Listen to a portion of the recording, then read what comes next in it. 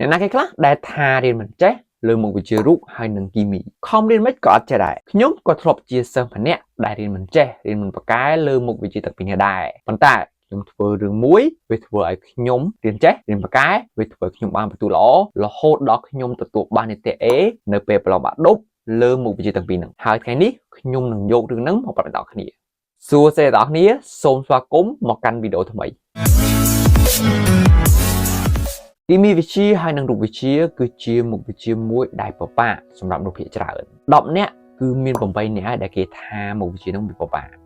យល់ពិបាកធ្វើពិបាកដោះស្រាយពាក្យហ្នឹងគឺខ្ញុំតែងតែឮរហូតមកខ្ញុំឮច្រើនដងច្រើនសារមកហើយរហូតដល់ខ្ញុំបានរៀនខ្លួនឯងទើបខ្ញុំដឹងថាអាហ្នឹងវាពិបាកមែនអញ្ចឹងខ្ញុំយល់ស្របជាមួយនឹងអ្វីដែលគេនិយាយតៗគ្នាហ្នឹងបើអ្នកទាំងអស់គ្នាយកសភៅតាមដានខ្ញុំមកមើលអ្វីដែលចាប់អារម្មណ៍មុនគេគឺបន្ទុករូបវិទ្យាគីមីវិទ្យាតាំងពីថ្នាក់ទី7ដល់ថ្នាក់ទី11គឺថាខ្សោយជាងគេ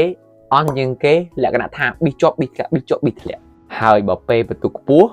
ពេលហ្នឹងគឺមានន័យថាចូលស្ទឹងតាមបត់ហើយបើសួរថាយល់អត់គឺអត់យល់ទេល្ងិតឆឹង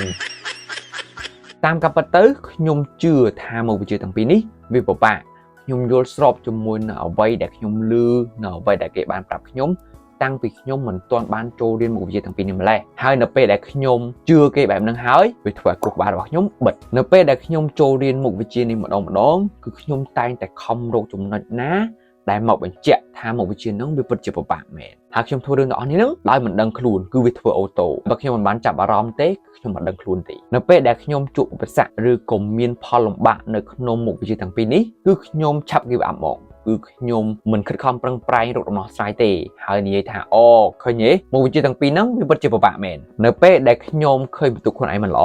វាធ្វើឲ្យខ្ញុំកាន់តែជឿទៀតថាមុខវិជ្ជាទាំងពីរហ្នឹងវាពិតជាពិបាកមែនវាធ្វើឲ្យខ្ញុំកាន់តែជឿថាអ្វីដែលគេនិយាយហ្នឹងវាពិតប្រាកដមែនអញ្ចឹងឯងបានបន្ទុករបស់ខ្ញុំវាមិនល្អបន្ទុករបស់ខ្ញុំខ្សោយមុនដំបូងគឺយើងជឿថាវាពិបាកបន្ទាប់មកគឺយើងជួបបញ្ហាគឺយើងមិនខិតខំប្រឹងប្រែងទេមិនខិតខំប្រឹងប្រែងរកដំណោះស្រាយអ្វីទាំងអស់ព្រោះតែយើងគិតថាវាពិបាកយើងគិតថាយើងមិនអាចធ្វើបានបន្ទាប់មកទៀតយើងក៏ទទួលបានលទ្ធផលមិនល្អដោយសារតែយើងមិនខិតខំប្រឹងប្រែងនៅពេលដែលយើងទទួលបានលទ្ធផលមិនល្អយើងឃើញអញ្ចឹងវាធ្វើឲ្យយើងជឿថា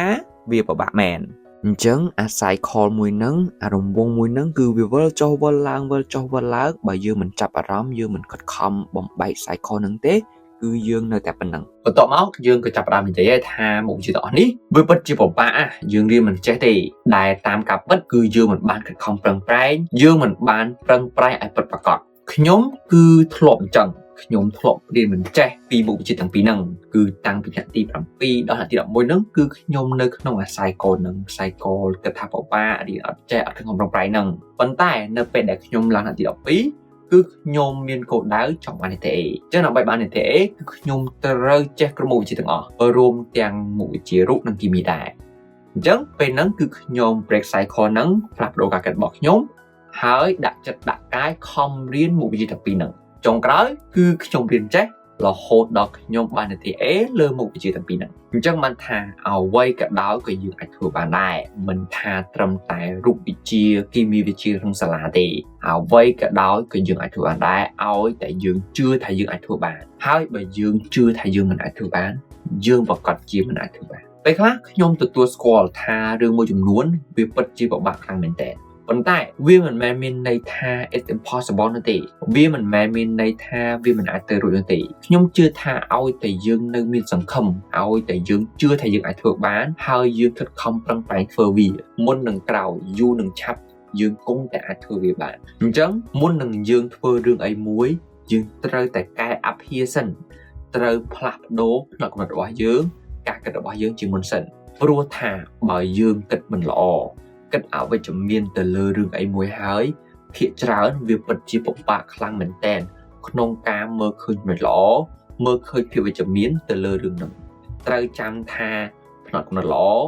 ការគិតល្អអនាគតបវររុងរឿងខ្ញុំជីងឈៀនជួបខ្ញុំនៅវីដេអូក្រោយ